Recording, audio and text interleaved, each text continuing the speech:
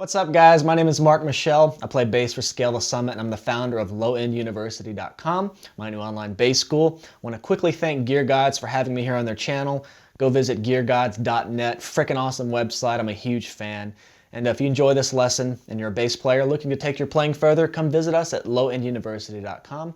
Now enjoy the lesson.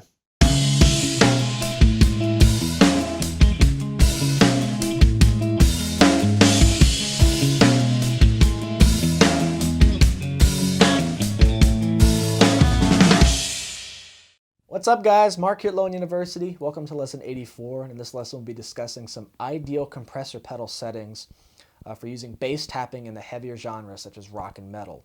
This lesson was produced by request, so if you have a request for a lesson that you would like to see, submit it as always, and we will work it into our queue. So I'm going to preface this lesson by saying that I really want to make sure that you understand a compression pedal. So please check out the Beginner's Guide to Compression here in the lesson library. That will go over all of the main controls for these pedals, which are pretty universal on most pedals. This is an advanced lesson. I'm going to be moving pretty fast, and I don't want all of the terms and jargon for compression pedals to go over your head. It can easily sound like a lot of mumbo-jumbo if you're not exactly sure what I'm talking about. So check that out and come back and resume here if you do not have familiarity with a compression pedal. So I'm also going to say that a compressor pedal is your absolute best friend when using some of these more non-traditional bass techniques. Slap, fingerstyle, or not fingerstyle, slap, double thump, or tapping, of course, is what we're doing in this lesson. And really it's because that we don't have things like distortion to really give us a lot of gain and to even out our sound. And that's exactly what distortion does. If you've ever picked up a guitar and tried tapping on it, you'll notice how easy it is to make it sound good. Every note sounds very even, it's loud, and it's full. Distorted lines and tones are full of gain and compression already to make them even. So we don't have any of that on bass. Everyone knows that bass already has a tough time fighting in the mix, and it's really just because of physics. Lower pitch, less tension on the strings, it's clean with no distortion.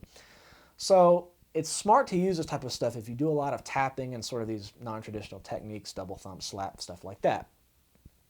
So what I'm going to do is I'm going to be playing over a song from Scale the Summit's latest album, V, Roman numeral 5, the track Blue Sun.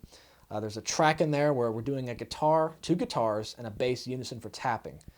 Now, that's really one of the newest songs I had using a lot of bass tapping with stems, so that's why I chose this. And I'll show you a version without and with, and we'll go over the settings. So what I'm going to do, to start off, I'm going to record this. I turned all my EQ off, even the EQ in the DAW. There's nothing in my signal chain. This is direct bass into interface. Nothing in between except this compressor pedal. Don't have it on. My EQ on my bass is exactly flat. Bass, mid, and treble, and the center detent pickup right in the middle blend, volume knob up. And I'm going to record this tapping line. And you'll notice when I'm playing it, it's going to sound a little muddy. You can't hear a lot of definition. And don't let your eyes fool you, because when you watch somebody play something, you can kind of hear it better because you're seeing what's going on. So if you have headphones or anything, close your eyes or look away and listen and try to pick out the bass definition in the notes. That's one reason this is an advanced lesson, because it takes a very trained ear to hear the subtle differences in compression. A lot of people think compressor pedals are this magic one-stop shop for just amazing tone and evenness, and it's very subtle what it does. It's not a big difference. It's an effective difference, and it goes a little goes a long way, especially in a live setting, okay? So here we go.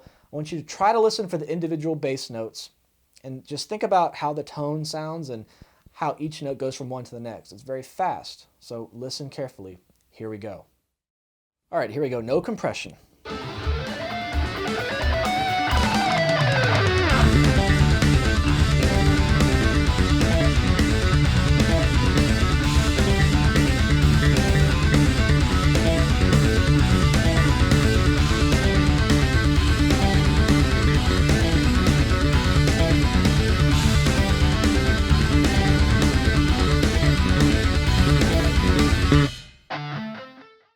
All right, so now what we're going to do is we're going to start with a little EQ. And one thing I like to do in my philosophy for tapping on bass is I don't like it to sound like I'm tapping, because the things that make tapping sound like tapping are usually the really extraneous fret noise and string buzz. And I will say that these are very dead strings. And I'm doing that on purpose because it's ideal to think that you're always going to have this fresh new string sound every time you play. You're on tour, maybe in the studio, but I'm just showing you how even with dead strings this can make a lot of difference, okay? So some basic EQ. I like to take some of the lows out of my tapping because tapping is a very mid treble-driven sound. You're not getting a lot of lows, and especially something at this speed, a lot of lows are just going to muddy it up. So I'm just going to take some lows out of my tone. Okay, that's highs. I don't even know they own knobs because I never really change them. So lows down here. There we go. So center detent, just a little bit low. Thin it out just a little bit. I'm going to boost my mids just a hair. Maybe I'll go about 75%. Now I'm going to reduce my treble just a bit to take some of that clank out because it's very easy to make it sound like that. So now we should have not a thin sound, but just not a bottom heavy sound with some focused mid-range and a smooth top end.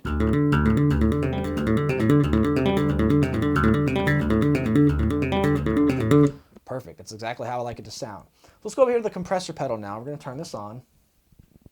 Okay. So I'm going to start with all these settings at flat. Okay, we're going to work up to how I got to the settings that this started with. Okay, so flat.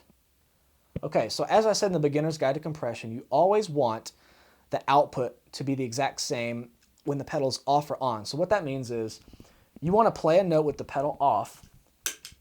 And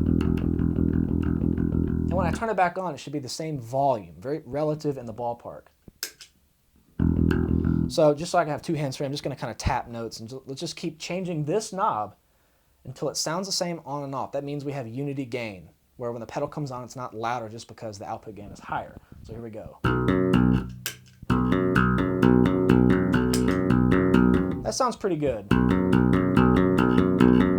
So now what I'm going to do, since I don't have a threshold control, the goal is for your sound to be boosted very high in volume past the threshold.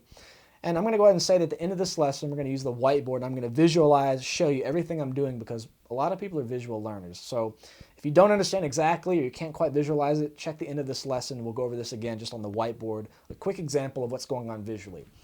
So as I talked about in the Beginner's Guide to Compression, let's say our sound graph is here. And let's say this line here is exactly where I need to be to cut through the mix. So if my sound is kind of quiet, muddy down here like it is in the recording, you want to boost the input volume to where you're having a lot of peaks above the threshold. And then from there you want to slice it all off, and that will make the notes even. We'll come back to that in a second. So to make my signal closer to the threshold, I just put more input gain in. That's going to make it louder. It's basically putting more volume into the pedal, so it's going to make all these notes be much louder. So on a tapping line with no compression, it's going to be like, you're going to have random spikes that just may be from you're hitting one note harder with one finger, or your pinky's not really up to strength, so it's not quite cutting through like the middle finger note on this hand is. And that's because we don't have distortion to make it all the same. That's what we're doing. And I will say that a compressor pedal is like the same effect as having distortion without the distortion, if that makes sense. It makes it kind of even. So we're going to put our input gain higher. Now we're going to check the output again to make sure that unity gain is still there. So obviously changed. I'm going to compensate here. A little more. I can put a little more here probably.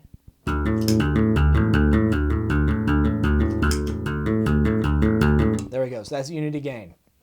So now what I'm going to do, what I've done, we want to imagine this line, this horizontal line in the sound graph. And by putting our input gain higher, we're making our signal louder. So we're crossing the threshold. And what happens is when you take all those spikes that are way over it, and you chop them off, it's going to make all the notes at the threshold very even. And when I visualize this on the whiteboard, you'll see exactly what I mean, okay? So we want a very hard compression. We want like a 10, 12, 15 ratio. That means we want for every 15 decibels that goes over the threshold, we want it just to actually make it go over by 1. That's going to make everything very even, okay? So you don't want low compression. That would be low compression. We're going to turn this up to 12 because it's the only option I have. 20 would be a little too much, I think. So we'll start with 12, okay? Turn this back on. Now, here's the kicker. Whenever you have tapping, you want to let the attack be the primary thing you hear when you play bass tapping.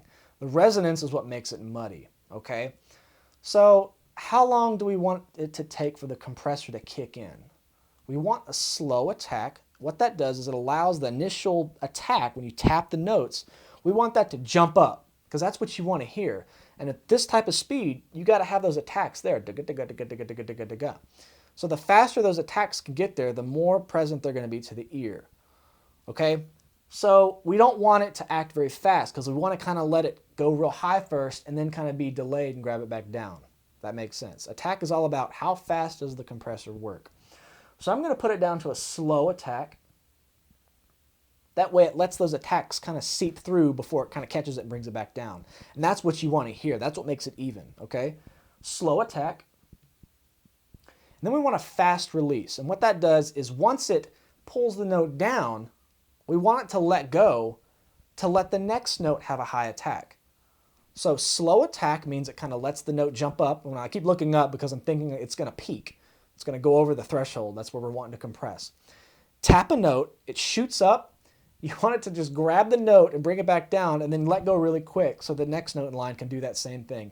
And that's where we get the evenness. Just to reiterate. So these are my ideal settings. Slow attack, fast release. Put it like that. Just keep it simple. Unity gain here. High input gain to meet the threshold because it's fixed. Remember the beginner's guide to compression, if there's no threshold knob, that means it's fixed and you have to use the input gain to meet the threshold. So here's that. We reduce our output gain so that's consistent with it on and off, because in a live setting you don't want to turn that compressor on and it just be like super loud all of a sudden. Always something to know with any pedal, not just compressors. We want a hard compression. 20 may work, but I'm just going to do 12 to kind of keep it not too extreme. So let's compare. If I were to play that same tapping line now,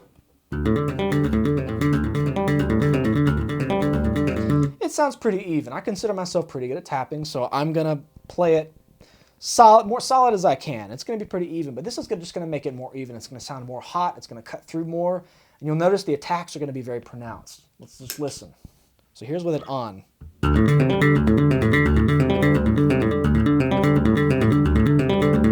You get the idea. Turn it back off, you'll hear the difference.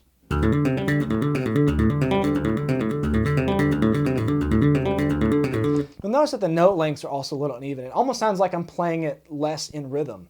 That's because sometimes the notes will fade quicker, sometimes I'll mute the notes a little quicker, or I'll let go quicker, and all those inconsistencies are evened out by this. And don't think of it like cheating. Compression is just an automatic volume knob. It's an effect like anything else. Okay, so I'm turning it back on. We'll hear how even it sounds now.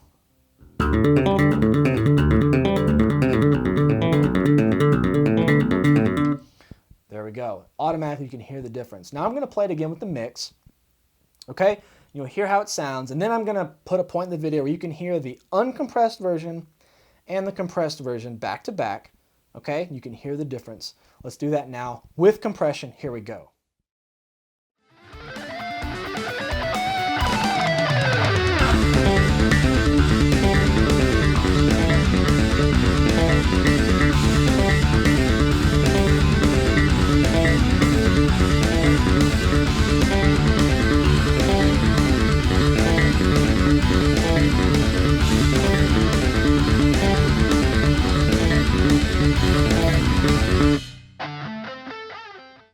There you go. So now that I've recorded a compressed version, let's go back and compare the two.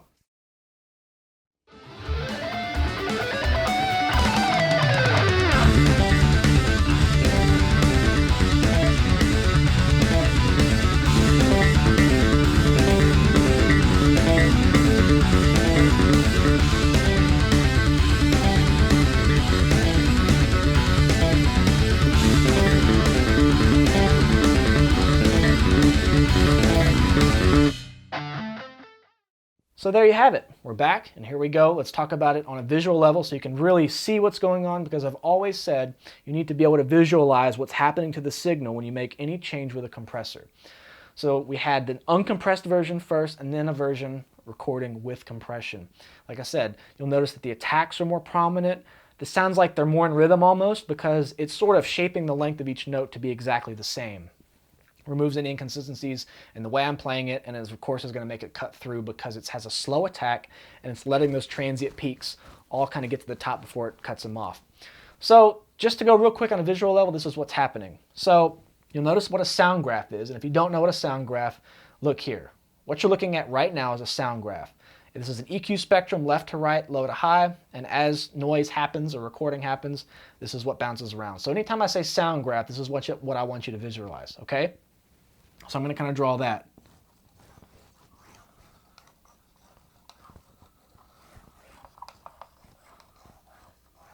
So that's a very inconsistent sound grab. This is what it would look like with no compression, okay?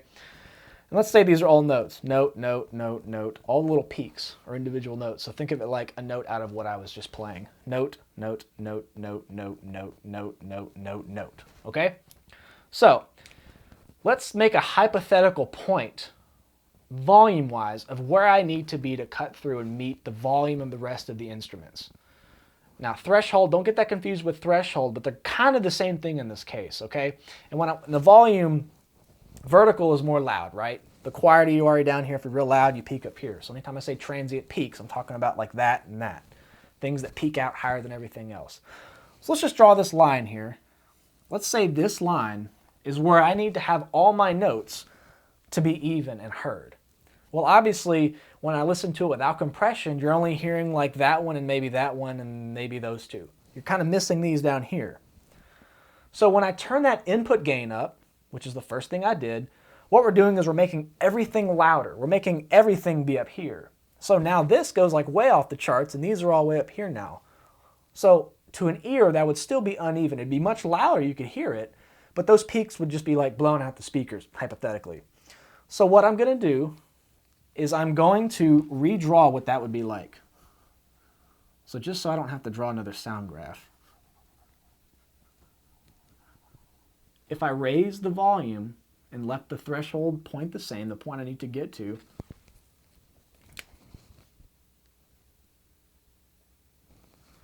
it would be down here. So once again, if I turn the input gain up, the first thing I did on the pedal, it makes it look like this now. Everything is over the threshold pretty much, or it's close, and we're peaking here, here, here, here, here, here, here. And the notes that originally weren't very audible are now audible. So this still sounds uneven. So the next step is to make it sound even. And that's where the ratio comes in. So just to give you a hypothet, if everything over the threshold here, let's say that's 12 decibels over the limit there. When I chop it off, having it at a 12-to-1 ratio, basically it's saying that anything 12 decibels over, it's going to only let it go over 1. So I can't draw that sort of exactness here on the board. But when I say compression with ratio, when I turn it up real high, it's going to compress it really hard. So to not make it confusing, when I add the ratio in there, it chops all those peaks off, basically. So when I turn up the ratio, this is now what it does.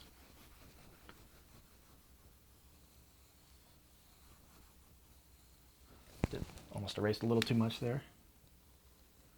So there we go. So now what you'll notice is that if this is the level at which I need to be to match the volume of everything else in the band to be heard, all my notes are even now. They're all the same volume because they're all just on a straight line. The compression is chopping off those peaks that I originally made much louder. So what we're doing is we're making everything very loud and chopping off the peaks, and what we have is very even notes that are all the same volume. Remember, volume is measured vertically. The louder you are, the higher a sound graph will spike. Even, even, even, even, even, even, even, even, even, even. All the notes are dut, dut, dut, dut, dut, dut, dut, dut. So when I have this sort of machine gun like tapping, it just sounds very even now. This is exactly what I use a compressor pedal for when I'm doing tapping. This is the best settings I've found. You can hear for yourself in these examples, okay? So we're raising the input gain threshold, we're meeting the threshold, we're chopping it all off.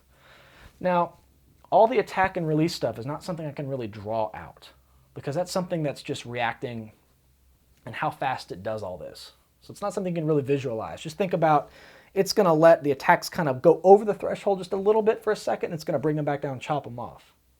And that just gives the sound of more evenness. Okay? So go back and watch this again if you need to. I went very fast just to not make this an extremely long video. But it's actually very simple.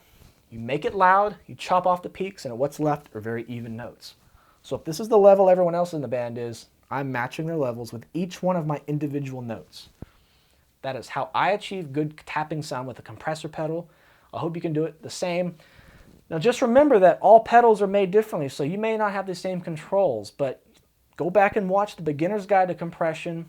It addresses exactly how to adjust a certain control if you do not have it. Very important, but I highly recommend this MXR bass compressor. I think it's the MX87. MXR, I can't quite remember the model name, but excellent compressor. I've used a lot of compressors, and this one by far is the best one I've found yet. and also the one with the most controls out of these standard compressor controls. All right, have fun, try this out, mess around with it. You can play around for hours and get all sorts of different results. And just know that compression is versatile. These settings may not work for other techniques. But this is for tapping and heavier genres to help you cut through. And it's something I need, especially playing in a band with 2 rhythm guitars, okay? Have fun, and we'll see you next time.